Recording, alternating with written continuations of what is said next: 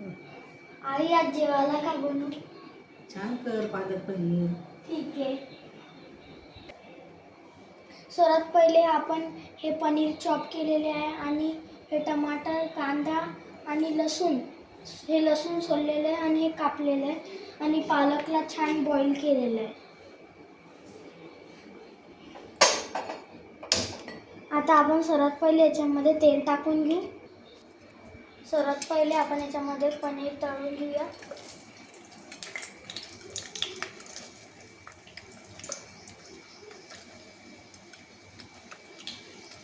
आता आपण याला छानपैकी क्रिस्पी एकदम तळून घेऊया.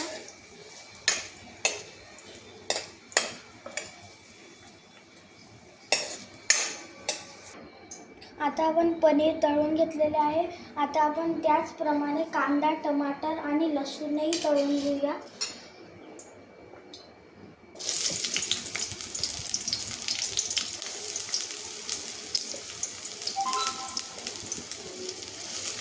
सर्वात पहिले आपण कांदा टाकू.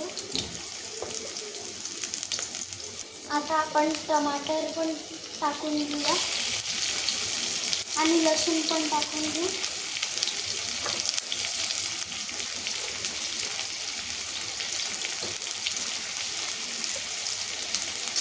आता याला मध्यम आचेवर चांगलं भाजून घेऊ.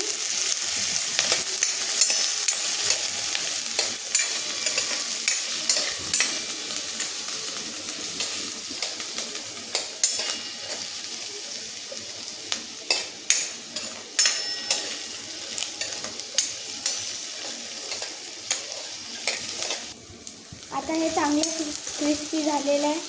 आता आपण याला मिक्सर जारमध्ये टाकून याची प्युरी करून घेऊ. पहिले थंड करायचं, मगच प्युरी काढायची.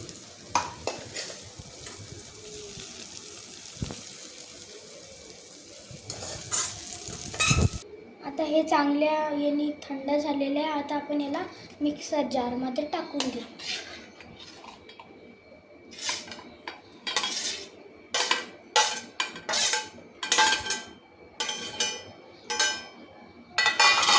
आता आपण याला चांगली याची प्युरी बनवून घेऊ. आता याची चांगली आपण पेस्ट करलेली आहे. आता आपण याची भाजी बनवू. आता ही आपण पालकाची पण पेस्ट बनवलेली आहे. ही त्या व्हेजिटेबल्सची आहे आणि ही पनीर चॉप केली. आता आपण याच्यामध्ये हे मोहरी टाकून घेऊ आणि जिरे पण टाकून घेऊ. आता हे जिरे मोहरी चांगली तडतडलेली आहे.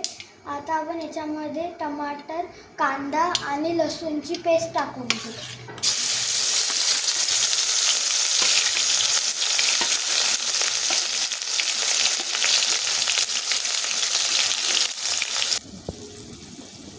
आता आपल्याला या मसाल्याला तेल सुटेपर्यंत त्याला कुक करायचे.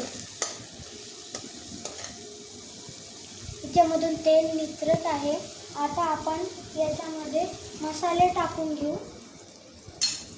हे लाल मिरच आहे आणि पुन्हा हळद, चवीनुसार धनेपूड आणि चवीनुसार पनीर मसाला आहे.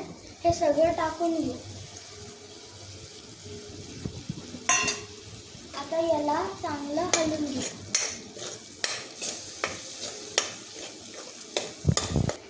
आता हे चांगलं कुक झालेलं आहे.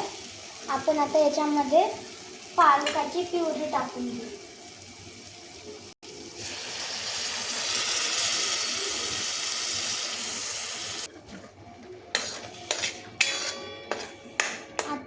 आता आपण याला चांगलं मिक्स करून घेऊ. आता आपल्याला याला चांगलं तेल सुटेपर्यंत याला कुक करायचं.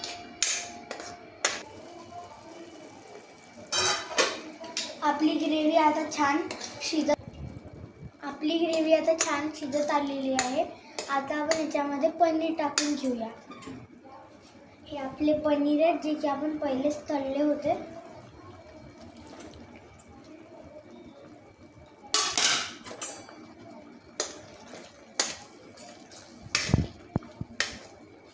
मीठ टाकताना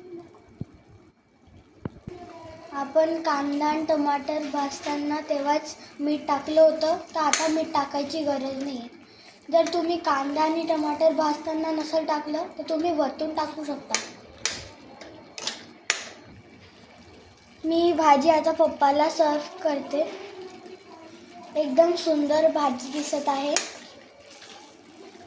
जर तुम्हाला माझा पालक पनीरचा व्हिडिओ आवडला असेल तर लाईक अँड सबस्क्राईब करसाल नक्कीच. बाय.